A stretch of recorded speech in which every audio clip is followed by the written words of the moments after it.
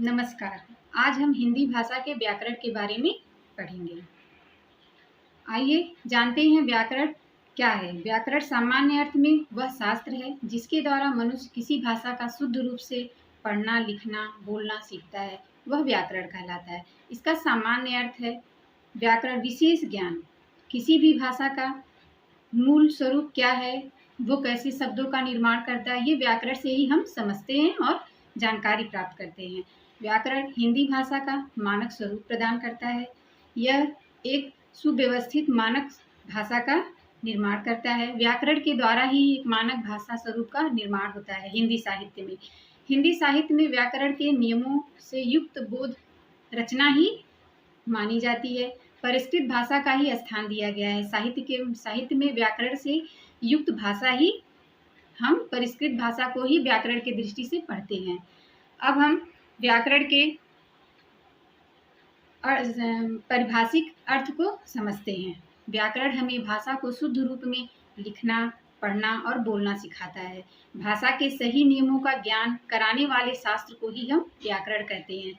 इसका मतलब है कि हम व्याकरण के ज्ञान से ही सही शब्दों को लिख सकते हैं, बोल सकते हैं और पढ़ सकते हैं। जैसे उदाहरण के तौर पे आप देखिए, बच्चे खेलता है, तुम गाता है। अगर ऐसे वर्डों का यूज बच्चे करेंगे या हम करेंगे तो ये व्याकरण के दृष्टि से शुद्ध है। इसका सही, जिसको व्याकरण की जानकारी होगी वही उसे शुद्ध रूप में पढ़ पाएगा और बोल पाएगा, समझ पाएगा। इसका शुद्ध स्वरूप होगा बच्चा खेलता है, नहीं, बच्चे खेलते हैं। तुम गाता है, ये शब्द व्याकरण के दृष्टि से सही नहीं है। अब हम उसे व्याकरण की दृष्टि से मानक स्वरूप में क्या देखेंगे, तुम गाते हो। यह हमें व्याकरण से ही ज्ञान होता है कि कौन सा भाषा शुद्ध है, कौन सी भाषा अशुद्ध है।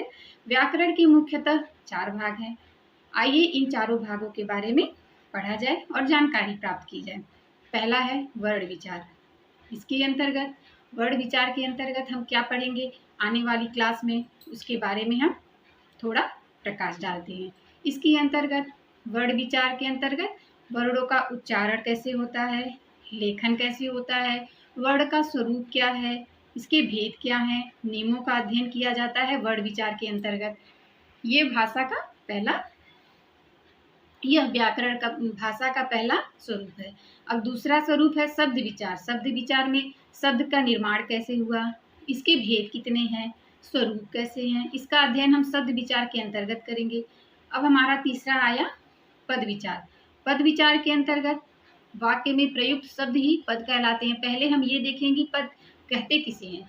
वाक्य में प्रयुक्त शब्द ही पद की रचना करते हैं।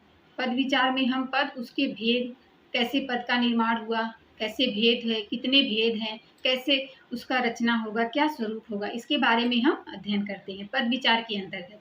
अब चौथा है वाक्य संरचना। इस संरचना के आधार पर हम देखते हैं कि वाक्य के अंतर्गत वाक्य कैसे बना, कैसे इसकी संरचना हुई।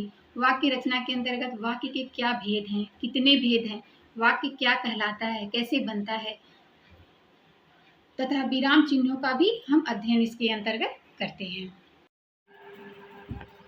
अब जानकारी उपयोगी है तो हिंदी व्याकरण सीरीज साहित्यिक हिंदी के लिए चैनल को लाइक करें, सब्सक्राइब करें और शेयर करें। धन्यवाद।